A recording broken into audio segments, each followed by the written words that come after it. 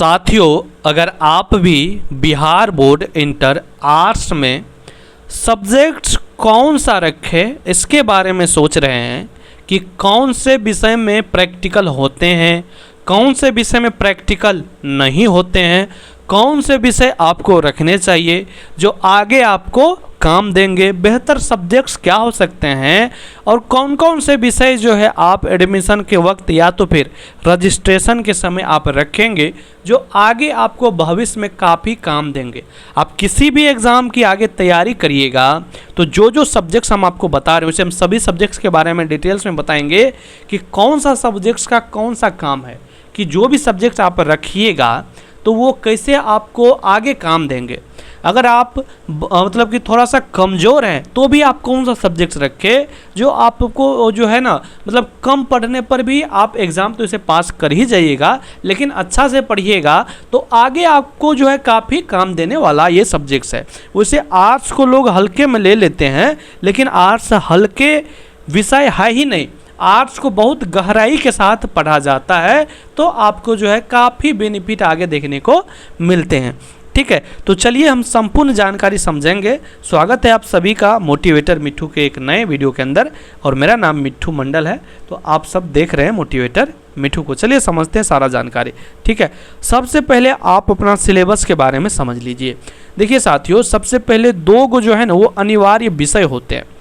अनिवार्य विषय कहने का मतलब है कि आपको चाहे हिंदी अथवा अंग्रेज़ी आपको किसी एक को यहाँ पर रखना होता है, चाहे आप हिंदी को रखिए।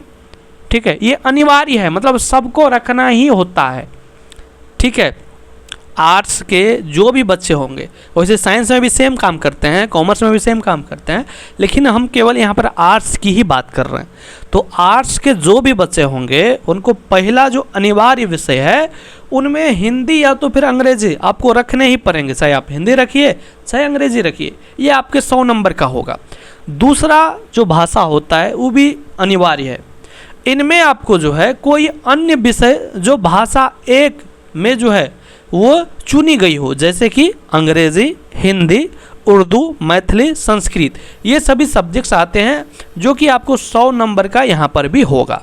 तो मान लीजिए कि आप यहाँ पर अंग्रेज़ी चयन कर लिए तो यहाँ पर आप क्या से कर सकते हैं, हिंदी चाहे मैथिली चाहे संस्कृत, ये सब। ठीक है, तो इस प्रकार से जो है आपको किसी एक सब्जेक्ट को रख लेना है, लेकिन ऊपर वाला में जो रखिएगा वो नीचे वाला में नहीं रखना होता है। ठीक है, जैसे कि चाहे हिंदी रखिए तो यहाँ पर हिंदी नहीं रखिएगा, ठीक है ना, मतलब यहाँ पर अंग्रेजी रखिए तो यहाँ पर अंग्रेजी आप नहीं रखिएगा, ये होता है। ठीक है, तो चलिए ये तो आप समझ चुके होंगे, ये सबके लिए है। अब बात रहती है अगला जो ये 3 पेपर होता है वो ऐच्छिक का। ठीक है, ऐच्छिक विषय जिसमें आपको 3 महत्वपूर्ण विषय आपको रखने होते हैं जो आपको काफ़ी आगे काम देने वाला विषय होता है। ठीक है, जिसमें आपके हम विषय के नाम बताएंगे और आप अगर चाहते हैं कि हम अतिरिक्त विषय भी रखें तो आप एक्स्ट्रा एक सब्जेक्ट भी रख सकते हैं। ठीक है, जो भी आपको 100 अंक देंगे, लेकिन ये 200 और ये 300, ये 500 का ही आपका रिजल्ट बनेगा। ठीक ना, अगर आप एक्स्ट्रा में ऑप्शनल में सब्जेक्ट रखते हैं तो वो आपको जो है नीचे में लिखा रहेगा, बल्कि वो ऐड नहीं होता है जैसे कि आपका फर्स्ट या सेकंड आप करिएगा तो। ठीक है, तो आगे हम समझते हैं कि आखिर कौन कौन सा सब्जेक्ट्स रखें।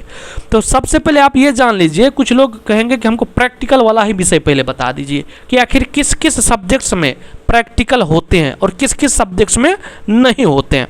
तो साथियों, जो सबसे पहला और अच्छा विषय जो है वो है आपके ज्योग्राफी, जिसको हिंदी में भूगोल कहते हैं। ठीक, क्या कहते हैं हम थोड़ा सा मिटा देंगे तो आप लोग देख पाइएगा। उसको क्या कहते हैं तो भूगोल कहते हैं, ध्यान समझिएगा, यहाँ पर भूगोल कहते हैं।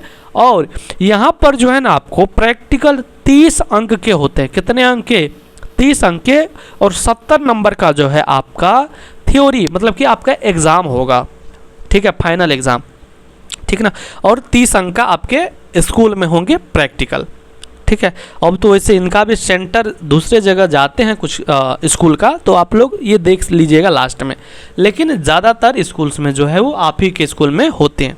तो टोटल हो जाएंगे यहाँ से आपके 100 नंबर। इसी प्रकार से अगला जो विषय है जिसमें प्रैक्टिकल होते हैं वो है साइकोलॉजी।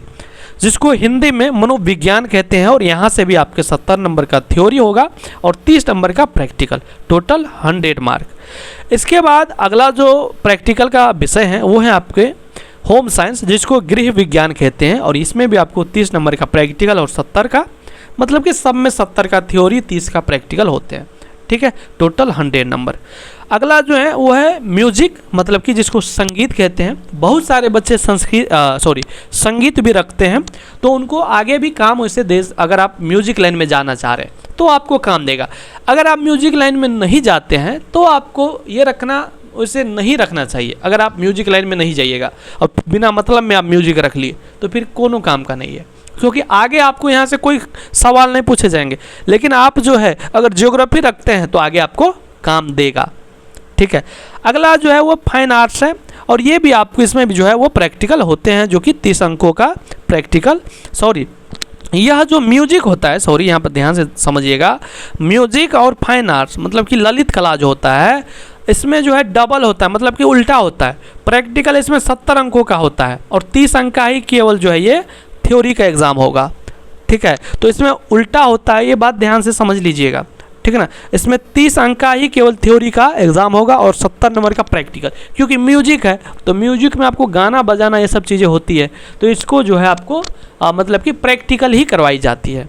तो यहाँ से आपको मिल जाएंगे 70 नंबर, तो मोटा बजट है प्रैक्टिकल का, ठीक है। तो यहाँ पर लिखे भी हैं लास्ट में महत्वपूर्ण नोट्स में कि म्यूजिक और ललित कला में जो है प्रैक्टिकल का वेटेज 70 अंक का, जो कि सबसे अधिक होता है, और ये विषय जो है बोर्ड परीक्षा में बेहतरीन प्रतिशत बनाने के लिए अत्यंत सहायक जो है वो माने जाते हैं।